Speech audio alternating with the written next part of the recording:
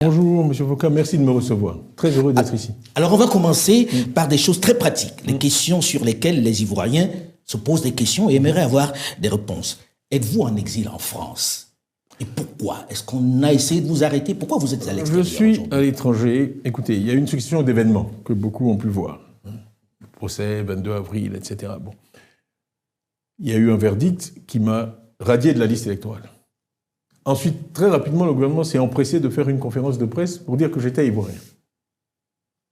J'avais demandé le 10 avril un certificat de nationalité, demande qui a été rejetée par courrier. Et donc, je crois, 23 avril, le gouvernement dit « je suis ivoirien ». Donc, nous avons demandé un certificat de nationalité par mon avocat. Nous sommes le 26 juillet, nous ne l'avons toujours pas. Donc voilà un gouvernement qui, d'un côté, dit que je suis ivoirien, je suis redevenu ivoirien. Après avoir renoncé à votre nationalité française. Il y a cette théorie qui est qu'on peut perdre une nationalité automatiquement, d'après ce gouvernement-là, et on peut la retrouver automatiquement. Les mots qui ont été utilisés, c'était que ma nationalité était en sommeil, ce qui est un concept inconnu de tous les juristes. Alors moi, j'ai envie de comprendre. Est-ce que vous êtes en exil ou bien est-ce que vous êtes... Ici, j'attends le minimum de garantie pour pouvoir faire mon travail de président du parti en toute sérénité. Donc il y a une menace qu'on vous arrête, par exemple. Il y a eu... Écoutez, il y a eu un entretien de mon frère Augustin, qui se trouve être membre du RHDP, et quelqu'un d'autorisé en Côte d'Ivoire qui lui a dit ceci: si ton frère met le pied en Côte d'Ivoire, il sera arrêté. Je l'arrête immédiatement. Pour quel motif? Il faut poser la question aux auteurs de ces propos. Après avoir renoncé à votre nationalité... On parle du CNT de 2020, CNT auquel je me suis opposé par écrit. Il y a un communiqué qui existe, que tous peuvent consulter sur Internet en disant qu'il fallait rester... Le CNT était le Conseil national de transition. Qu'il fallait rester dans la légalité. J'ai fait une déclaration officielle en 2020 où il paraît qu'il faut m'interroger sur le rôle que j'aurais joué depuis Paris en n'étant pas rentré en Côte d'Ivoire depuis 20 ans dans le CNT. Donc, alors, enfin, on invente n'importe quel prétexte. Les gens se posent la question de savoir... des menaces physiques dont j'ai dit sur France 24 qu'elles m'avaient été faites par des voies autorisées. Donc c'est une situation qui ne devrait pas exister, parce que je suis un citoyen ivoirien. Je n'ai jamais commis de crime de ma vie. Effectivement, j'ai été élu démocratiquement à la tête du PDCI et j'ai été désigné par le PDCI comme candidat à la présidentielle. On va en parler dans un instant, puisqu'on va arriver à cette question-là. Aujourd'hui, qu'est-ce que vous avez comme papier? Puisque vous avez renoncé à votre nationalité française. Alors, plusieurs ministres ont dit qu'il fallait me les retirer.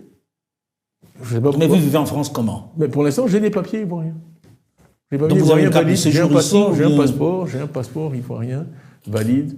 Et avec un visa? Il m'a été délivré, j'avais un visa, il m'a été délivré une carte de séjour également. Pour me permettre d'aller devenir. Tout le monde dit, Tidiane Thiam est connu comme un homme de dossier. Qui a un certain niveau. Et quand on veut se présenter à la présidentielle, on doit connaître tous les textes.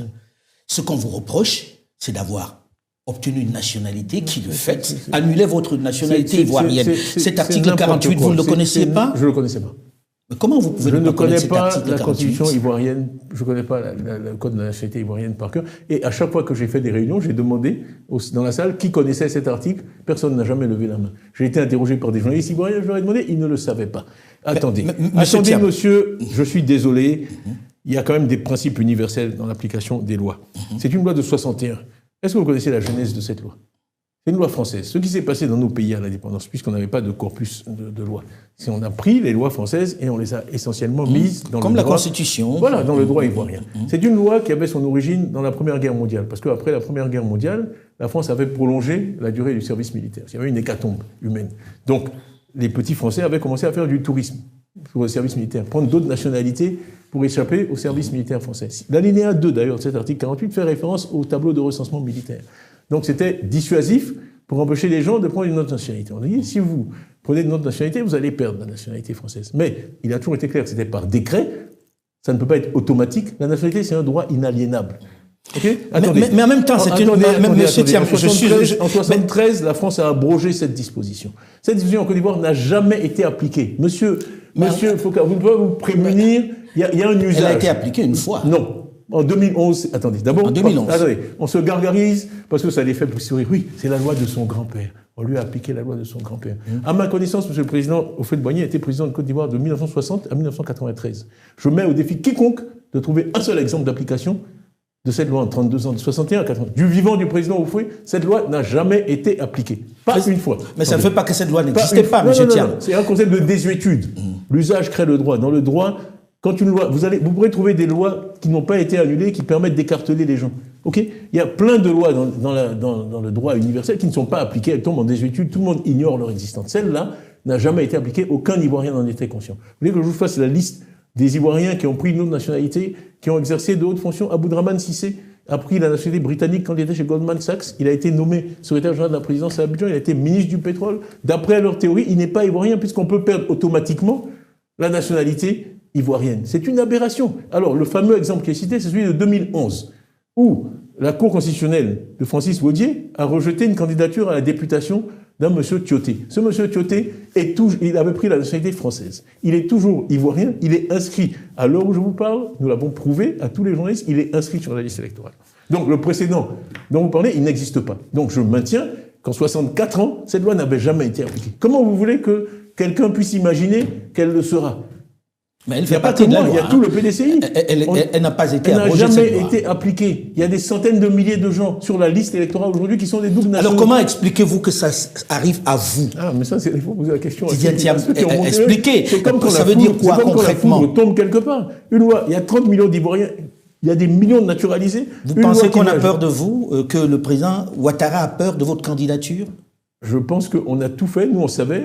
Je vais vous donner les noms. Il y avait une équipe à peu près de 10 juristes qui a fouillé le droit ivoirien pour trouver un moyen de m'éliminer. Si ça n'avait pas été ça, ça aurait été autre chose, je vous assure. S'il avait fallu dire que si on mesure plus d'un mètre 93... Mais pourquoi on doit vous éliminer, vous?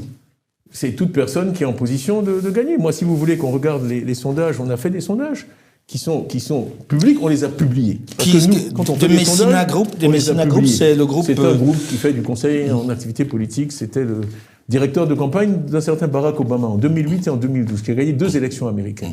Dans ce sondage, je vois, second tour des élections, vous êtes opposé à Alassane Ouattara et vous avez 57% des voix contre 43%. Oui, c'est ce que nous disent nos sondages. On trouve que Alassane a fait à 33% beaucoup, 59% de donner la chance à quelqu'un d'autre. Et les autres, pour deux. Pour un qui dit oui, il y en a 2 qui disent non. Tout à fait. C'est une majorité assez forte. Alors là, c'est le classement de la popularité. C'est classique. En politique, on fait opinion favorable, moins opinion défavorable. Et on fait le sol. Bon, on peut vous dire aussi que ce sondage-là, quelle crédibilité lui donne? Non, mais on a tout publié. Les données sont vérifiables. On l'a rendu public. Donc en fait, pour vous, c'est de l'acharnement de la part d'Alassane Dramane Ouattara. C'est un refus de permettre une alternance. Écoutez, il y a tellement de choses qui se disent sur mon compte. Aujourd'hui, je vais être un peu plus ouvert. Alors, on va y aller progressivement. Pourquoi est-ce que, il y a quelque temps, le même Alassane Dramane Ouattara vous a donné un passeport ordinaire? D'abord, quand je l'ai vu, je lui ai dit que je n'avais plus de papier ivoirien. Donc, il était bien clair que j'ai bien dû vivre pendant toutes ces années avec une nationalité.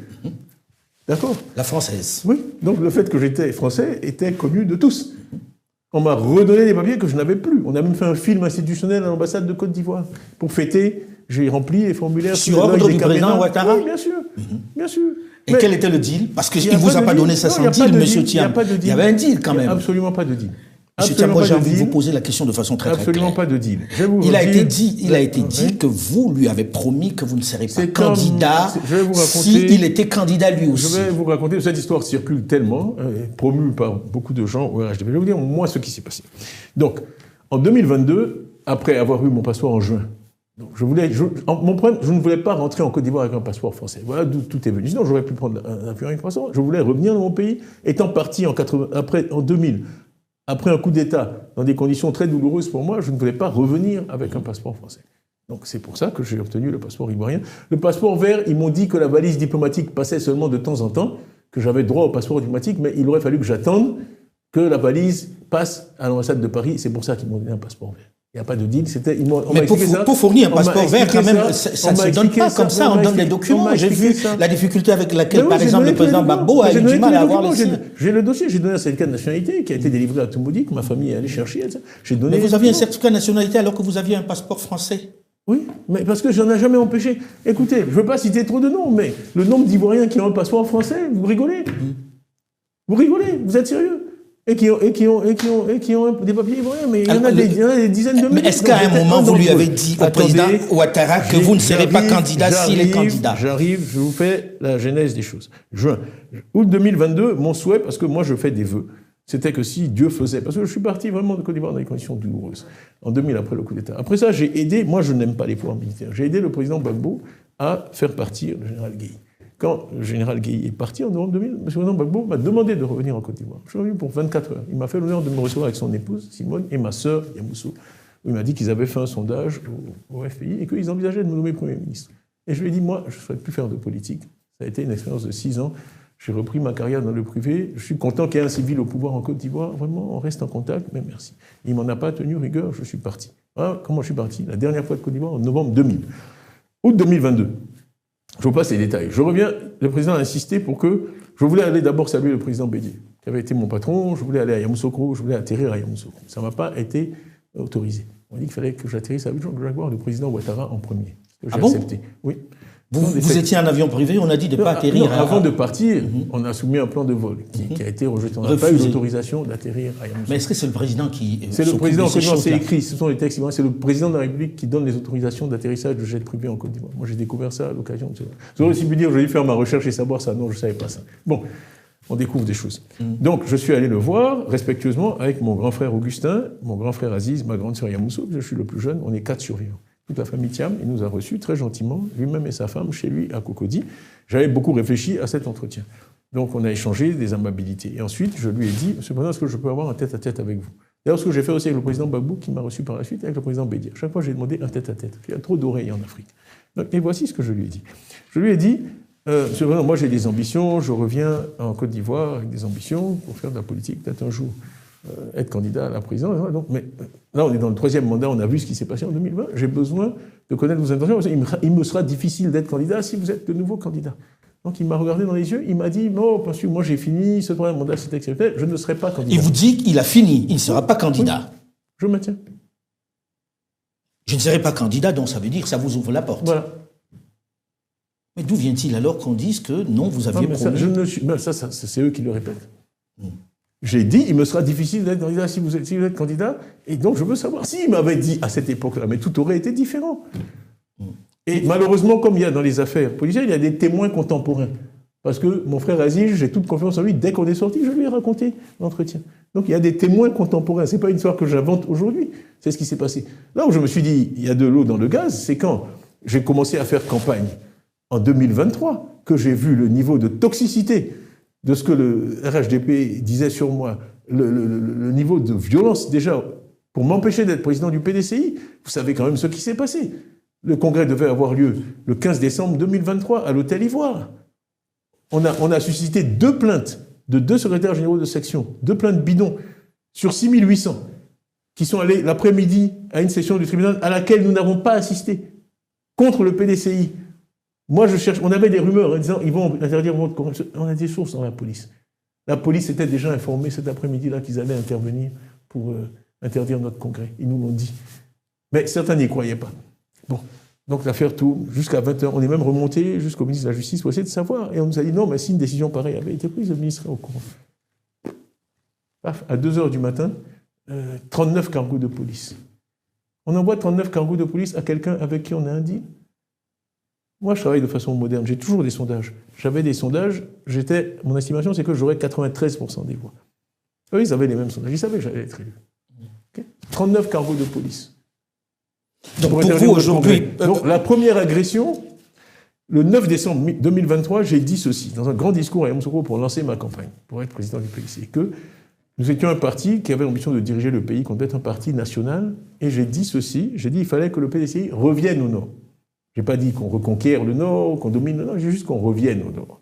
Et c'est là que M. Bakongo, le dimanche soir, m'a injurié en disant que je ne portais pas les mêmes boubous que les autres, m'a injurié en djoula, que je m'étais enfui au premier tir de Kalachnikov.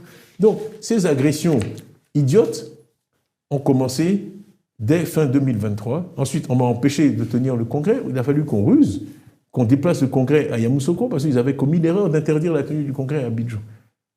D'accord? Donc on a décidé de le tenir le samedi à Abidjan. Et le jeudi, les deux mêmes ont reporté plainte. Le jeudi à 17h, ils étaient prêts. La même juge d'ailleurs, qui a statué le 22 avril 2025, c'est la même juge, qui a fait l'opération du 15 décembre 2023, interdisant mon congrès, qui ensuite le jeudi devait statuer sur la nouvelle plainte, parce que maintenant il voulait qu'il soit interdit pour toujours, sur toute l'étendue du territoire, d'élire un nouveau président. Où est-ce qu'on a vu un parti comme le PDCI? Et c'est la décision de justice qui était prête. J'ai dû ruser. On a trouvé le matin un des deux qui était caché à Grand Laou. On l'a ramené à Abidjan et on les a convaincus tous les deux. Ils ont retiré leur plainte à 16h45. Voilà comment l'affaire a pu se faire. Et j'ai pu être élu le samedi avec 96,47% des voix. Alors, qu'est-ce qui peut susciter autant d'animosité? Est-ce que ça veut dire très clairement que même si ce n'est pas encore annoncé, il est clair que le président Alassane Dramane Ouattara sera candidat? Ça fait pas l'ombre d'un doute. Et il aurait peur de vous croiser? Moi, je ne sais pas. Moi, j'aurais géré ça différemment. Vu la conversation qu'on a eue, si, dans la vie, on peut changer d'avis. Le président Houphouët-Boigny disait toujours, il n'y a que les imbéciles qui ne changent jamais d'avis. Il m'a dit ça en août 2022. Si après, les circonstances ont évolué, et même il est mon aîné, il estime qu'il n'a pas à s'expliquer devant moi, mais il m'envoie quelqu'un pour dire, bon voilà, jeune frère, on avait eu cette conversation, je t'ai dit que je n'allais pas me présenter, mais les circonstances ont changé, je te demande en tant que patriote ou en tant qu'Ivoirien, est-ce que cette démarche a eu lieu? Alors tant que cette démarche n'a pas eu lieu, vous ne vous êtes plus jamais revu, alors on doit se taire et cesser de m'accuser et de me traiter de menteur, parce que c'est pas moi le menteur. C'est pas moi le menteur. Autre discussion que l'on écoute, enfin, autre réflexion que l'on écoute pas mal. Tidiane Thiam, est-ce que vous êtes le candidat de Paris? Parce que Paris, mais c'est ridicule. C'est ridicule. Votre proximité avec Emmanuel Macron fait que certains vous perçoivent comme le candidat de Paris. Toute personne qui me connaît sait que je ne mélange pas le personnel et le professionnel. Il y a suffisamment de gens dans mon entourage qui en ont pâti. Je ne mélange pas. Mais vous savez très bien que dans le climat actuel... Chacun est comme il est. Attendez, sur la France, vraiment, j'ai écrit un article. Qu'est-ce qu'être français? C'était BBA qui m'avait demandé de l'écrire. Où j'ai parlé de la discrimination dont j'ai été victime en France. Moi, je suis allé en Angleterre en 2002 parce que mon épouse, qui était américaine, m'a dit « Tu ne seras jamais rien ici. Ils sont tellement racistes, tu ne seras jamais rien. » Et je l'ai écrit. Enfin, mes camarades de promotion, Frédéric Oudéa a été patron de la Société Générale. Comment il s'appelle? L'autre qui a été patron de... Son nom m'échappe, je suis fatigué. De BNP Paribas, son nom me reviendra. Il est de ma promotion. Tous mes camarades de promotion, patrons de LVMH. Et moi, j'avais aucune proposition. Je suis allé en Angleterre. En 7 ans, je suis devenu... Oui, mais peut-être qu'on se repêche un peu en se disant, Tidiane Thiam, il va être un bon collaborateur. Ils m'ont donné des prix. Il y a eu la France, cet homme que la France regrette d'avoir laissé partir. J'ai eu tout ça. La France sait très bien que... Moi, mais aujourd'hui, vous nous garantissez que derrière vous, il n'y a pas une puissance européenne qui soit... garantir, tous les Ivoiriens savent. Toute ma vie, je me suis battu pour la Côte d'Ivoire. J'ai été nommé le 20 avril 1994. Premier Ivoirien, je le rappelle. À l'époque, la théorie de M. Ouattara et de son régime, c'est que j'ai cessé d'être Ivoirien en 87. On y reviendra. 1987. 94. J'ai été nommé patron de la DGTX. Après Antoine Césario, Philippe Sorel-Eiffel, qui s'est exprimé récemment. Bon, j'ai été nommé. Il y avait 150 expatriés à la DCGTX sur 4000 employés. Il y avait donc 3850 Ivoiriens. Les 150 expatriés faisaient pratiquement 50% de la masse salariale. J'ai dit, le temps des colonies est fini. Je suis arrivé, après la dévaluation, j'ai dit, on vous propose à tous des contrats locaux.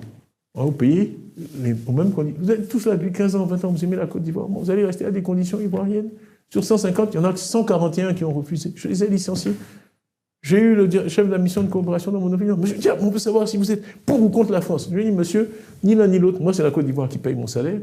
Je suis pour la Côte d'Ivoire. Chaque fois que la France fera des choses qui sont dans l'intérêt de la Côte d'Ivoire, ça ira. Et chaque fois qu'elle fera des choses qui sont contre l'intérêt de la Côte d'Ivoire, ça n'ira pas. Quand j'ai fait la centrale d'Azito, en 97, qui a été un record mondial, c'était une lutte entre Enron, Suez, Tractebel et Asea Brown Boveri, qui est suédois et suisse. J'ai donné, c'était le plus gros contrat jamais donné en Côte d'Ivoire. Je l'ai donné à Asea Brown Boveri. J'ai eu toutes sortes d'ennuis pendant 3 mois. Le président Bédier m'a dit que je ne pouvais pas mettre le pied en France. Donc, je n'accepte pas de leçons là-dessus. Je me suis exprimé par écrit sur mes sentiments vis-à-vis de la France. Je me suis exprimé par écrit sur le niveau de racisme intolérable en France. J'ai fait toute donc, ma vous n'êtes pas l'homme de Macron. Dans le monde. Je suis l'homme de Macron. Macron, avant, c'est moi qui lui rendais service avec tout le respect que je lui dois.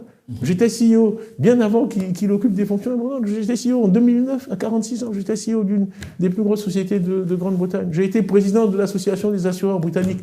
C'est la 3e industrie de Grande-Bretagne. J'ai été élu. Enfin, quand même. Alors, certains disent... donc la France... certains disent que votre bagarre... Je suis ni pro, ni anti-français. Ok. Je suis pour la Côte d'Ivoire. Et les pays étrangers, l'extérieur du monde, on doit les utiliser... D'abord, il n'est pas de vent favorable pour celui qui ne sait où aller. C'est Sénèque. Bon. Il faut savoir ce qu'on veut et ensuite utiliser le reste du monde pour atteindre ses objectifs. Ça n'a pas de sens d'être anti-français ou pro-français. Moi, je suis pro-Côte d'Ivoire. Alors, certains disent Vous avez le même parcours quasiment, du moins professionnel, avec Alassane Dramane Ouattara. Qu'est-ce que vous allez apporter de plus qu'il n'est déjà fait? Est-ce que vous savez ce que c'est le Fortune 500? Non, vous allez nous l'expliquer. Les 500 premières sociétés du monde, par chiffre d'affaires. On n'entre pas dans ce club-là facilement. J'ai été 11 ans patron de Fortune 500. Vous voulez dire qu'il n'a pas votre parcours et que... On a des parcours différents, c'est tout. C'est un fonctionnaire international au FMI. Moi, je gérais des boîtes qui avaient 1300 milliards de dollars de total de bilan.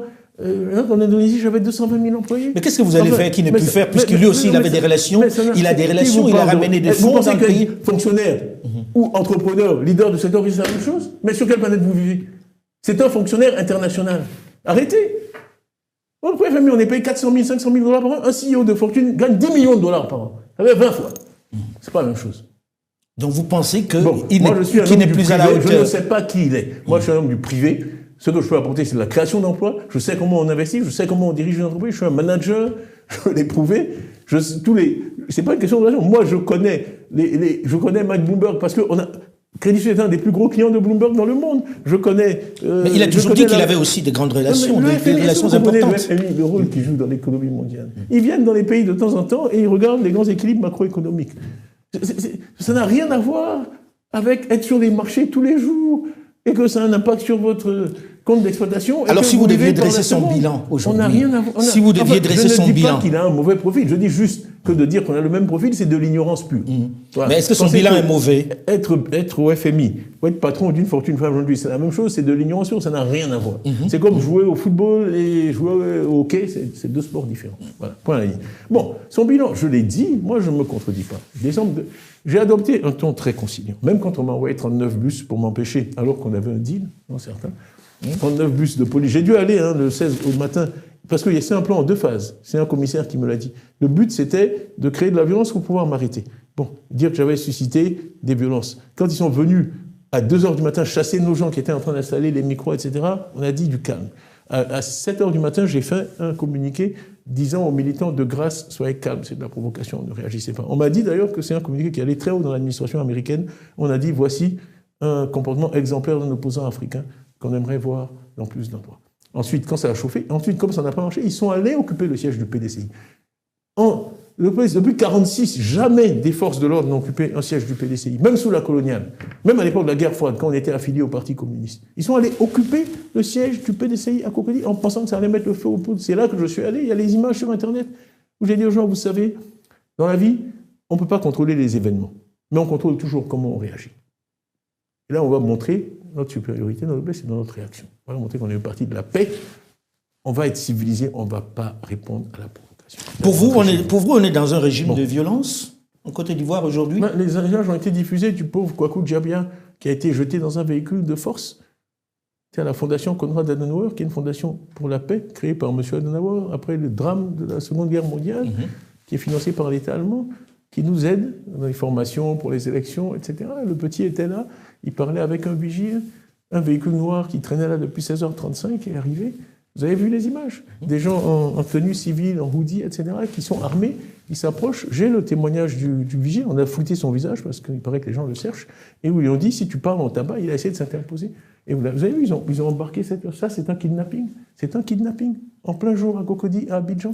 On a un peu de mal à croire en tout ça lorsque l'on sait les circonstances dans lesquelles le président Alassane Ouattara est arrivé aux affaires. Il a subi les mêmes pressions. On ne sait pas où ce jeune homme est. Jusqu'à ce jour? Nous ne savons pas. Nous, le PDCI, on le cherche. Nos avocats ont donné une conférence avant-hier. On a utilisé ce film avec la presse internationale en disant voilà la Côte d'Ivoire. Est-ce qu'on s'est rapproché des autorités pour poser la question? Bien sûr. Bien sûr. La Fondation Adenauer, qui est quand même importante, a écrit au ministre de l'Intérieur, a écrit au ministre des Affaires étrangères, a écrit à l'ambassadeur d'Allemagne, a écrit à l'ambassadeur de l'Union européenne, a écrit à l'ambassadeur de France. Donc le silence de tous ces gens-là face à des enlèvements extrajudiciaires. On a enfin les images. Le petit Ousmane Chérif, ils sont allés attaquer sa maison la nuit, encagoulé. J'ai dû l'extraire, il est au Ghana aujourd'hui, protégé par mes amis. On avait des fuites, les menaces sont constantes. Mon frère Aziz a été arrêté à sa sortie avec toute l'informatique qu'on a. Après, on lui dit, il y a erreur sur la personne. Aziz Thiam, ancien ministre des Transports, arrêté. Mais Tidjane Thiam, vous êtes censé être candidat, en tout cas c'était l'ambition. Avec tout ça, qu'est-ce qui vous reste comme chance? Qu'est-ce qui vous fait encore aujourd'hui croire que vous pouvez retourner en Côte d'Ivoire et participer à cette élection présidentielle d'octobre prochain? Est-ce qu'il y a une chance, une toute petite chance, une fenêtre? Je n'abandonnerai jamais ce combat. Ceux qui me donnent du courage, ce sont tous les Ivoiriens. Vous avez vu même votre collaboratrice qui m'a vu tout à l'heure. Vraiment, cette popularité que j'ai, je ne peux pas l'expliquer. Quelquefois, il y a une relation entre un homme et son peuple qui n'est pas explicable. Les Ivoiriens m'ont donné tellement d'amour. Mettons que les Ivoiriens vous aient donné cet amour. Non, je ne sais pas quoi, mais c'est ça qui me fait continuer. Mais parce en même temps, vous ne pouvez pas mener campagne à partir de Paris en n'étant pas candidat. J'ai eu 132 000 parrainages, M. Foucault. Ça fait 3 mois que je ne suis pas retourné dans mon pays. Okay, et on a dit que je ne peux pas me présenter à l'élection présidentielle. J'ai 132 000 parrainages, c'est pas rien. Le RHDP a gagné l'élection. Oui, mais mener campagne de Paris, ça va être compliqué. Est-ce que vous ne misez pas un peu? Je parle aux gens tous les jours. Je gère vous avez vu un député qui est avec moi ici. Les gens vont et viennent. Les gens sont déterminés. Ils veulent une alternance en Côte d'Ivoire. Et à la fin, Vox Populi, Vox Dei. La volonté. Est-ce que vous croyez en la possibilité que cette révision des listes électorales puissent permettre que vous soyez candidat? Tout est possible, c'est une option. Aujourd'hui, ce qu'on souhaite, c'est que la volonté du peuple puisse s'exprimer. Dans la vie, personne, moi je ne peux pas dire que je serai élu nécessairement, mais ce qu'on veut, c'est que les Ivoiriens aient le choix. Clairement, il y a beaucoup d'Ivoiriens qui souhaitent pouvoir voter pour moi. Okay, on m'a éliminé, parce que mon cas est différent. Moi j'étais sur la liste électorale. Quand je suis allé m'inscrire en décembre 2022, je vous ai dit août 2022, premier voyage, je ne suis pas resté assez longtemps. Décembre 2022, j'avais tous mes papiers, je suis allé m'inscrire, mais même les journaux du RHDP ont mis en première page. J'ai dit, c'est le civisme. Je suis venu m'inscrire. Les petits agents électoraux ont fait des selfies avec moi. Tout le monde donc moi, à ce moment, ils croyaient au deal. Il n'y avait pas de deal, arrêtez. Oui. Quel deal? C'est pour ça que je dis, ceux-là croyaient qu'il y a un deal. Vous venez de nous dire qu'il n'y a pas de deal. On vous croit. Mais pour beaucoup, il y avait un deal. Mais quel deal? Je suis un citoyen ivoirien. Je reviens. Moi, je pense que j'ai beaucoup à apporter à ce pays. Alors aujourd'hui, vous vous êtes mis avec un certain... Excusez-moi. Oui. C'est pas pour me vanter. Mais à chaque fois, après, il dit qu'il était toujours premier. Oui, j'étais pas deuxième. Ils veulent que je dise que j'étais deuxième. J'étais premier de Côte d'Ivoire. J'ai aussi été premier du Maroc au BEPC. Donc c'est pas juste en Côte d'Ivoire, c'est pas au Houphouët-Boigny. Bon, CEO de Fortune 500, j'ai été 11 ans, monsieur CEO de Fortune. Je parle pas d'Africains. Il y a peu d'êtres humains à qui c'est arrivé. Mais en même temps, les gens se disent, bon, j'ai beaucoup à apporter à ce pays. En même temps, les gens se disent, oui, mais il nous la ramène trop avec ces titres qu'il a eu. C'est la vérité. Voilà. Oui, en même temps. C'est la vérité. Donc, c'est là-dessus que je m'appuie pour apporter à mon pays. Je connais beaucoup d'investisseurs, je connais les marchés, je suis connu. Bon, je peux apporter quand même ça à mon pays. C'est ce que je souhaite faire. Mais Thiam, aujourd'hui, vous êtes à l'extérieur et vous avez de la difficulté à vous retrouver sur ces listes électorales. Est-ce que... J'ai pas de difficulté. J'ai été éliminé illégalement de la liste électorale parce que les questions de nationalité, maintenant je connais le code, article 83 du code de nationalité, seul le procureur de la République est habilité à statuer sur les questions de nationalité. Cette dame qui a agi le 22 avril est présidente du tribunal de première instance de Côte d'Ivoire. Elle a agi ultra vires, ça s'appelle. Elle n'a pas l'autorité pour prendre la décision qu'elle a prise. Donc c'est une décision illégale. Vous comptez sur la révision des listes électorales. Ancien ministre des Droits de l'Homme qui l'a dit et allé en prison. Parce qu'il a cité mon nom et il a dit que la décision était mauvaise. Voilà où on vit. Vous êtes mis avec ceux qui ont subi également l'exclusion. Laurent Gbagbo, par exemple, Guillaume Soro, Charles Blé Goudé, pour ne parler que de ceux-là. Or, on n'a pas l'impression que vous étiez particulièrement proche, notamment de Laurent Gbagbo. C'est un mariage de la souris et de la carpe. Vous savez, la vie, on est tous Ivoiriens. Moi, malheureusement, mes camarades de terminale sont allés me parrainer il y a 2 jours à Abidjan. C'est moi, on sait où j'étais. Mais la relation avec Gbagbo et Bédi, avec Gbagbo et vous-même. Madame Gbagbo, elle faisait l'entrée du lycée classique. Elle enseignait dans la classe là-bas. Ce sont des gens que je connais depuis mon enfance. Moi, j'ai vu Gbagbo sortir de la chambre d'Oufoué 1000 fois. Ce sont des gens que je connais depuis mon enfance. Et Gbagbo, je vous ai dit qu'en 2000, je l'ai beaucoup aidé, il le sait, avec Guy Laberty et d'autres, à revenir au pouvoir. Et qui m'a proposé d'être Premier ministre. Donc, on n'a pas de problème. Okay, on ne vous a pas beaucoup vu là-dessus, et on ne vous a pas non plus entendu sur les questions de Laurent Gbagbo non plus. On était loin de l'élection, on ne m'a jamais posé la question. On ne m'a jamais posé la question. Okay, parce que certains disent, oui, mais il n'a pas parlé des autres. C'est pas vrai. J'ai des discours août 2023, mais c'est faux. En août 2023... Vous avez réagi sur la situation Gbagbo? Bien sûr. En août 2023. J'ai fait un discours en tant que coordinateur de la CAP où j'ai parlé de Gbagbo, de Soro, etc. En août 2023. En dénonçant ce qui leur arrivait? En août 2000, bien sûr.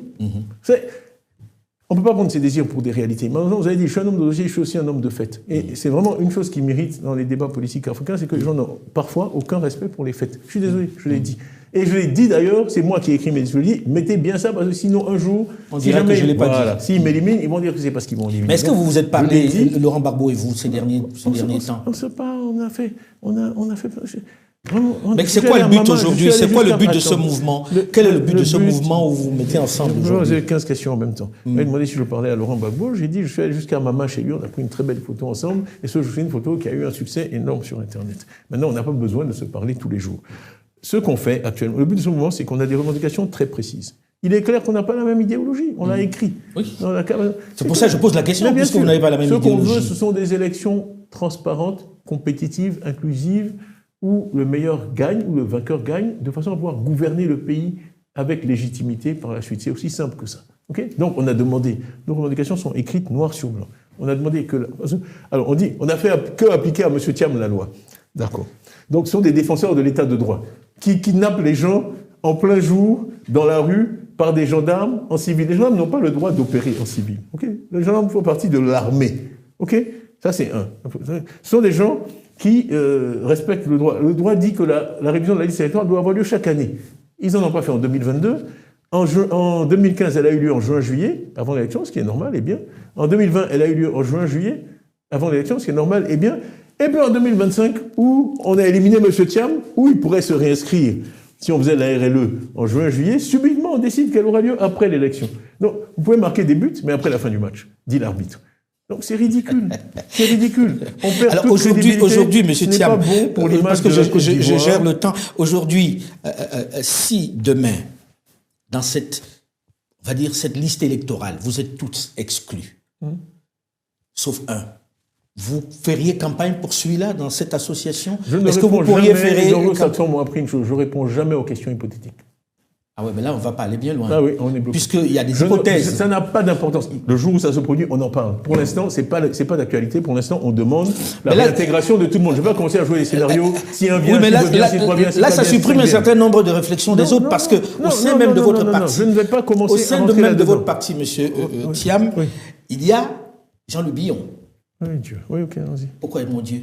C'est quelqu'un, il aurait pu se présenter. Il y a eu 15 élections depuis que je suis arrivé. Il y a eu la convention. Il aurait pu venir se présenter pour être candidat. Aujourd'hui, si vous n'êtes pas candidat, M. Thiam, est-ce que c'est possible qu'il soit la solution B? Non. Non? Non.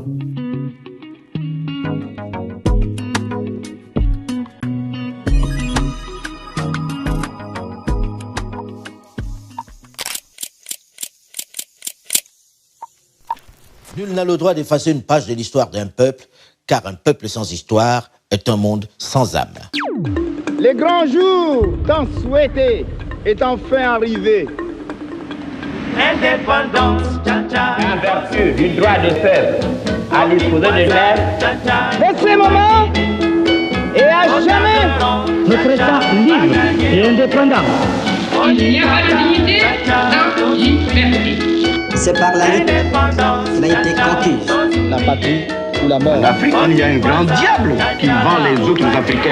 Nous traiterons la pauvreté dans la liberté, à la richesse dans l'esclavage.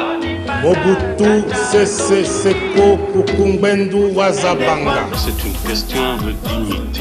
Connaissez-vous un seul juif au monde qui porte un nom zaïre? Después de haberlos ultimado bajo la estatua del profesor Lumumba, nous avons connu les ironies, les insultes, les coups que nous devions subir matin, midi et soir parce que nous étions des nègres. Si un journal français m'attaque, un journal gabonais attaquera Mitterrand. Ah, c'est fini cet état des choses. Vive la liberté, vive le Cameroun indépendant. C'est nous-mêmes qui luttons, c'est le peuple congolais qui lutte, c'est l'armée populaire de libération. La patrie ou la mort, la patrie ou la mort.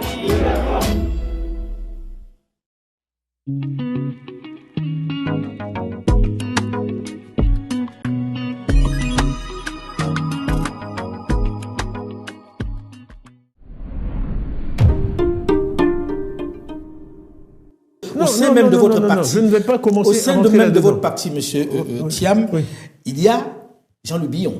Oui, Dieu. Oui, ok, allons-y. Pourquoi mon Dieu? C'est quelqu'un, il aurait pu se présenter. Il y a eu 15 élections depuis que je suis arrivé. Il y a eu la convention. Il aurait pu venir se présenter pour être candidat. Aujourd'hui, si vous n'êtes pas candidat, M. Thiam, est-ce que c'est possible qu'il soit la solution B? Non. Non? Non. Parce qu'on n'est pas au Sénégal. Que les gens arrêtent, qu'ils réfléchissent 2 minutes. OK? Au Sénégal, M. Sonko, M. Duma, au Sénégal, peut-être vous avez noté que M. Macky Sall n'était pas candidat. C'est pour ça que j'aime pas répondre aux questions hypothétiques. Donc, ce qui s'est passé, personne ne sait ce qui se serait passé au Sénégal si Macky s'était imposé comme candidat pour une 3e fois. D'accord? Le fait qu'il ne soit pas candidat a ouvert le jeu politique. On n'est pas dans ce scénario en Côte d'Ivoire. On est face à quelqu'un qui veut faire un 4e mandat anticonstitutionnel. OK? Donc, c'est pas le Sénégal. Est-ce que c'est anticonstitutionnel? Okay? C'est notre opinion. C'est une opinion parce que... Pour nous, 2 n'est pas égal à 4. Quand on parle oui, mais en même temps, la nouvelle constitution parle de 96. Il y a 2016, il y a quelques articles qui ont été modifiés. C'est pas une nouvelle constitution. Enfin, il faut être sérieux. En tout cas, moi, j'ai une réforme constitutionnelle que j'ai proposée. J'ai dit, on dira maintenant dans la constitution ivoirienne que de la naissance à la mort, aucun être humain ne peut faire plus de 2 mandats. Parce que, vraiment, l'arithmétique présidentielle africaine, le 2 elle n'est pas qu'africaine, on voit des choses aux États-Unis aussi le 4 qui commence à 2. Moi, c'est pas comme ça qu'on m'a appris à compter à l'école. Donc, je vais proposer cette réforme où on dira qu'au cours d'une vie humaine, de la naissance jusqu'à la mort, aucun être humain ne peut faire plus de 2 mandats, qu'ils soient séparés et successifs. Et on dira, si jamais il y a résurrection, il faudra qu'elle soit constatée par une équipe de médecins. Il y en a qui vont dire, oui, d'accord, mais je suis mort, je suis revenu. OK? On connaît leur imagination. Mais votre nom assez ferme vis-à-vis de Jean-Louis Billon traduit quelque chose. Il y aurait une fracture au sein du PDCI. Arrêtez. Il est candidat. Arrêtez. Même Dieu n'a pas fait l'unanimité. C'est Mohamed Ben Salman qui... Arrêtez. J'ai eu 93% de participation, 99,8% de voix. Oui, mais si vous n'êtes pas candidat... Attendez. Donc, mais il faisait campagne contre moi pendant tout ce temps-là. 0,2%. Enfin, le PDCI n'est pas divisé. Le PDCI est uni derrière moi. Le PDCI veut que je sois président de la République de Côte d'Ivoire, point à la ligne. Pas M. Billon. C'est comme ça. Donc il peut pas être... Mais il peut être candidat. Mais il peut être candidat. S'il a tellement d'audience au sein du PDCI, les gens du PDCI voteront pour lui. Il peut être candidat, Castellane-Thier. Mais vous ne ferez pas campagne pour lui. Mais il ne sera pas le candidat du PDCI. C'est tout. Pour moi, c'est quelqu'un qui ne se comporte pas de façon adulte et responsable. Je n'ai jamais voulu parler de lui, mais tout son comportement depuis mon retour... Parce que je ne le connais pas. Je l'ai rencontré une fois dans ma vie. Moi, je ne parle pas des gens que je ne connais pas. C'est un principe que j'essaie d'apprendre aux hommes politiques ivoiriens. Je l'ai rencontré une fois dans ma vie, en tête à tête. Une fois, le 11 mars 2024. Ouais. Si je pose la question, c'est qu'on a vu au PPACI, il y a quelqu'un qui s'est déclaré candidat au cas. Oui, mais Don Bello a dit qu'il sera candidat. Net après moi, Don Bello, c'est pas Billon, il a fait des choses pour la Côte d'Ivoire. En Côte d'Ivoire, pour être quand même crédible, je suis désolé, moi le 3e pont, là, je l'ai signé en décembre 99, j'ai fait la centrale d'Azizo, j'ai fait des écoles partout, tous les centres électoraux où j'allais, c'est des écoles que j'ai construites, des écoles BAD, des collèges, des lycées de Boundiali. Bon, les Ivoiriens, ils vous connaissent à travers des réalisations. Qu'est-ce que M. Billon a fait? Il est le premier employeur du pays, par exemple. Je vous parle de faire à la force du poignet, pas hérité. Je dis fait. Pour vous, il n'est pas à la hauteur. Pour être candidat du PDCI demain, au cas où vous n'êtes pas là. Il faut un track record.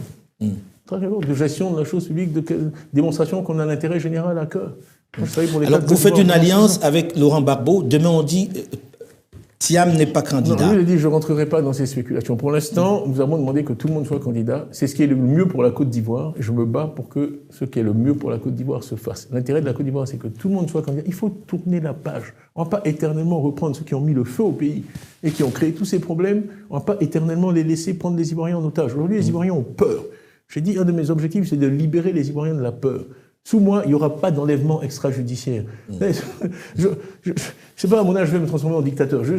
Vous paraphrasez le général de Gaulle sur ce coup-là. Vous avez 2 ans de moins que le citer. Et j'ai dit, ils vont dire, je suis français. Donc je me suis retenu, c'est très drôle. Voilà. Il avait beaucoup d'humour. Absolument. Quand il a dit, enfin, quand même, c'est pas... Bon, vous avez les mêmes références que moi. Les mêmes références historiques. Non, mais franchement... Je rêve d'une... Vraiment, et on a connu ça dans le passé. C'est aussi une chance et une tragédie pour la Côte d'Ivoire. C'est qu'on a connu cette paix de l'esprit. On dort chez soi le soir, il n'y a pas de commandos qui viennent enfoncer les portes. Malheureusement, il y a des gens qui se sont formés dans la rébellion et dans la violence. Et je dis, c'est comme un chien qui sait que mordre. Même quand vous essayez de le caresser, il vous mord. Donc c'est pavlovien. La violence verbale, l'agressivité... Tous ces gens qui Mais en même temps, vous appelez le 2 août les populations, vos partisans, à descendre dans la rue pour marcher avec le PPACI. On peut dire aussi, ça peut dégénérer. À chaque fois, il y a eu des tentatives d'infiltration Dieu Vous merci. êtes sûr que ça ne va pas dégénérer, vu le niveau de tension sur la question? On fera tout ce qui est en notre pouvoir pour que ça ne dégénère pas. On n'est que des êtres humains. Jusqu'ici, on a eu des alertes. Vous savez, il y a beaucoup de patriotes en Côte d'Ivoire. Vous seriez surpris d'aller dans mon téléphone, de voir combien de rapports nous avons de policiers, de militaires, qui nous renseignent. Parce que, vous savez, l'Ivoirien n'aime pas l'injustice. C'est vraiment quelque chose de beau dans notre peuple. L'Ivoirien n'aime pas l'injustice.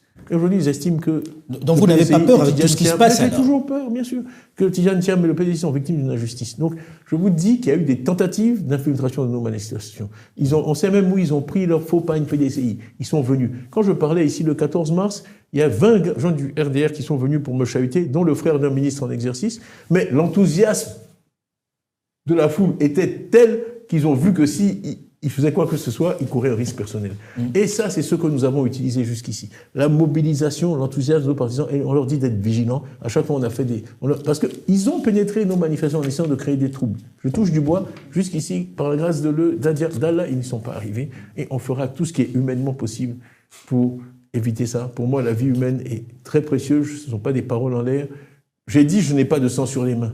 Alors on m'a dit que j'ai injurié les autorités actuelles, parce que j'ai dit qu'ils ont du sang sur les mains. Mais on a des problèmes sémantiques. J'ai dit, moi, Tidjane Thiam, je n'ai pas de sang sur les mains. OK ça, et je ferai tout ce que je peux pour... Tidjane Thiam, aujourd'hui, on est à quelques encablures de ces élections présidentielles en Côte d'Ivoire, en octobre. Quand vous regardez le climat, vous n'avez pas peur qu'on retombe dans les travers je suis attristé, vraiment. Mais ce n'est pas moi qui ai fait ce choix. Moi, j'ai fait ce que je peux en tant que citoyen. Je suis revenu dans mon pays après une longue absence. J'ai articulé des propositions, j'ai fait un diagnostic. J'ai été élu démocratiquement à la tête du PDCI. 3 fois, on m'a challengé, j'ai dû démissionner, j'ai été réélu. J'ai le soutien de mon parti, j'ai le soutien massif des Ivoiriens, bien au-delà du PDCI. Je suis arrivé à susciter un engouement. Ça, et j'ai été désigné candidat à la présidentielle et je me suis présenté à la présidentielle. Maintenant, il faut poser ces questions à ceux qui ont pris... Moi, je vais vous dire, ce qui me gêne le plus, c'est que en quoi je suis une menace ou un risque pour la Côte d'Ivoire? En quoi? Je suis un type qui a été CEO de compagnie, de fortune. Je ne suis pas un terroriste, je n'ai jamais tenu une Kalachnikov. Le niveau de toxicité et d'agressivité qui est déployé contre moi, mais comment? Je n'ai jamais fait de tort à la Côte d'Ivoire. Quand je travaillais, j'étais patron du BNET, je n'ai fait que des projets positifs, des puits, des machins. Enfin, on me combat comme si j'étais le diable incarné. Alors quand on vous dit on vous combat... Alors je viens. C'est la défense des intérêts privés d'un clan. Il ne s'agit de rien d'autre. Il ne s'agit pas de l'intérêt de la Côte d'Ivoire. Personne qui croit dans l'intérêt de la Côte d'Ivoire peut croire que je suis une mauvaise chose pour la Côte d'Ivoire. Quel tort je peux faire à la Côte d'Ivoire pour qu'on me combatte? Je suis, depuis 18 mois, injurié. Cet imbécile de Banga qui m'injurie tous les dimanches sur NCI, l'autre idiot de Bamba qui dit que je ne paye pas mes impôts. Alors, justement, parlons-en. Des gens qui racontent n'importe quoi. Tiens, parlons-en. Pensez-vous que cette histoire de Suisse, où vous êtes condamné à payer à une de vos anciennes employées 234 000... Oui, et l'argent est sur un compte bloqué, on a expliqué, on a fait un communiqué. L'argent est sur un compte bloqué, on a une dispute. Bon, et c'est en train d'être jugé. C'est pas que j'ai pas payé, j'ai mis l'argent sur un compte bloqué. C'est une personne dégoûtante, c'est une personne qui a appris vendredi que mon fils avait un cancer, qui a dit dimanche, ce cancer-là, personne survit, et il y a trop de travail dans les maisons où il y a des cancers, je m'en vais. Et quand elle s'est rendue compte qu'elle avait démissionné, elle n'aurait pas de droit, elle a subitement demandé à retrouver son job. Alors, mais pourquoi on vous a condamné alors si c'était ça? Mais parce que je ne peux pas obtenir de procès équitable en Suisse. Parce que la Suisse s'est convaincue que si leur banque a sauté, qu'à 150 ans, c'est la faute du noir qui l'a géré pendant 5 ans. Voilà. Et que moi, je l'ai laissé avec ses meilleurs résultats sur 10 ans, mais je ne peux pas. Je n'ai pas gagné un seul procès en Suisse. Okay? La justice suisse, pour moi, est raciste et absolument, systématiquement, avec des dossiers en béton. Mes avocats, même, leurs bras, ils ne pensaient pas que c'était possible. Que l'on puisse vous condamner. Oui, cette femme nous a volé. Elle a volé notre argent. Ils ont refusé. Ils sont allés saisir. Quand elle nous a fait chanter, ils sont allés saisir son téléphone. Ils lui ont rendu. Elle a aussi des complicités en Suisse. Des gens qui la protègent. De la part de qui? Non, vous pensez qu'à la Côte d'Ivoire, ceux que vous accusez sont allés jusque là-bas? En tout cas, ils en font leur chou gras. Mais moi, ça m'est égal. Cette femme, c'est une ordure. Je vais vous dire sur la Suisse. Mon livre sort bientôt. On va en parler. Quand mon fils est mort du cancer, ils l'ont mis dans un tabloïd suisse avec sa photo en disant le fils du CEO de Crédit Suisse est mort. Depuis que la Suisse existe, ça n'est jamais arrivé. Je ne suis pas le premier CEO dont le fils meurt. Et pourquoi est-ce qu'il y a eu cette animosité vis-à-vis de vous? C'est du racisme. Alors, ce qui me déçoit le plus, moi, partout où des Noirs sont victimes de racisme, je les défends. Ce qui me déçoit, c'est que des gens de mon pays, alors que je ne suis attaqué que pour des raisons racistes, se fassent la chambre de résonance de ça et le multiplient. Eh bien, ce sont des oncles Tom. Ce sont des esclaves des Blancs et ce sont des oncles Tom. Voilà. Alors, il nous reste peu de temps, on va passer sur un autre sujet. Vous connaissez l'oncle Tom? Ça. Voilà. Voilà. Ce sont ceux qui applaudissent quand on s'en prend à un noir parce qu'il est noir. Tout à fait. Les nègres de salon, en gros. Voilà. Autre sujet. La Côte d'Ivoire a des voisins, le Mali, le Niger et le Burkina Faso, qui sont des pays de l'AES. J'ai pas beaucoup entendu Tidjane Thiam parler de ça plein. Alors, j'ai parlé du Conseil vous êtes président de la Côte d'Ivoire demain. Vous n'écoutez pas bien quand je parle. Oui, il paraît que la Côte d'Ivoire. Non, mais vous prenez d'ouest en est. Il y a le Libéria, il y a la Guinée, il y a le Mali, il y a le Burkina, il y a le Ghana. Ok? Quand vous allez là-bas à l'ouest, c'est les mêmes populations des deux côtés de la frontière qui parlent la même langue. Vous montez vers la Guinée. Déjà, maintenant, les Baoulés sont en train de planter du cacao en Guinée. En Guinée. Ok? Bon. C'est les mêmes populations. Vous allez au Mali, des deux côtés de la frontière, c'est la même chose. Vous allez au Burkina, c'est la même chose. Au Ghana. Donc la Côte d'Ivoire, c'est une mosaïque. Ok? Donc vraiment, vous savez, le président Oufoué disait toujours, et ça je l'ai dit 10 000 fois dans 10 discours, un pays ne doit pas aspirer à être une oasis dans le désert. Et moi, je me suis permis d'ajouter à sa phrase, parce que c'est toujours le désert qui gagne. Okay? Donc, cette idée d'une Côte d'Ivoire forteresse, qui se protège de l'AES, c'est ridicule. Okay? Je suis contre, je l'ai dit, et je veux dire, j'ai de bonnes relations avec un certain nombre de gens dans ces pays-là. C'est ridicule. Donc, il faut du gagnant président demain, il renoue les relations avec l'AES. On revitalise, bien sûr, le Conseil de l'Entente, mais bien sûr, on ne peut s'en sortir qu'ensemble. La Côte d'Ivoire sera toujours tirée vers le bas. Mais je vois, vous dites Conseil de l'Entente, vous ne dites pas AES. Mais c'est les mêmes pays. Mais ils ont créé leur entité. Très bien, on travaillera avec eux. Ils peuvent l'appeler comme ils veulent, c'est leur droit. Ce que je dis, c'est que moi, j'ai vu le président Oufoué-Boigny payer les salaires de la haute volta, des fonctionnaires voltaïques, avec l'argent du contribuable ivoirien, plusieurs fois. Parce qu'ils comprenaient, le président Yaméogo, je l'ai connu à Yamoussoukro, tous ces gens-là, la Misana, Sankara, ils comprenaient que tout ça, c'est un continuum. Okay? Il y a des gens qui sont venus d'Europe, qui ont tracé des frontières. Donc vous n'approuvez pas cette sanction vis-à-vis de ces trois États? Moi je dis, il faut toujours dialoguer.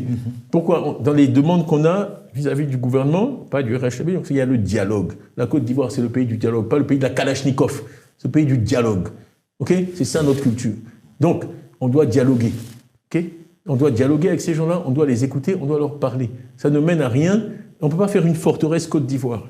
Déjà, on n'a pas assez d'argent, on a des problèmes dans l'éducation, dans la santé, on a mieux à faire qu'aller acheter des drones à des pays développés avec des moyens qu'on n'a pas. Okay? Tout ça parce qu'on n'arrive pas à s'asseoir et à discuter avec nos frères du Burkina ou du Mali ou de Guinée. C'est ça qu'il n'y a pas d'autre solution. Pensez-vous qu'il y a une propension en Côte d'Ivoire aujourd'hui avec le régime de traiter plus avec les pays occidentaux qu'avec les pays africains? Égal. Moi, vraiment, ce qui m'intéresse, c'est la Côte d'Ivoire. C'est que quand on Parce qu'on entend en Côte d'Ivoire des gens dire que l'écononie n'appartient plus aux Ivoiriens. Oui, ça, non, c'est sûr. Mais j'ai dit qu'il fallait promouvoir les entrepreneurs ivoiriens. Moi, ce que je connais, c'est le monde de l'entreprise.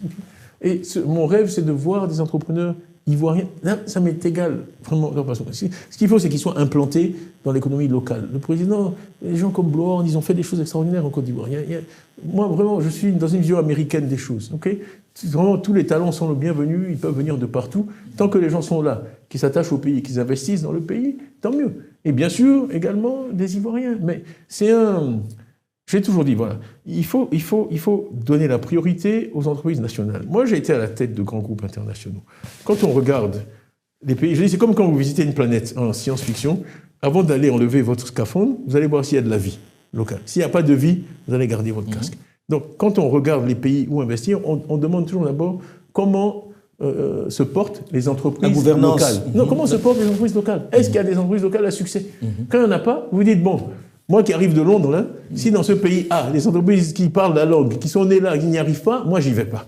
Donc, pour attirer l'investissement étranger, ce qui est un objectif pour beaucoup de pays africains, il faut d'abord vraiment assurer la prospérité des entreprises locales. Qu'elles se développent. Parce que quand les étrangers viennent aussi, ils veulent des partenaires.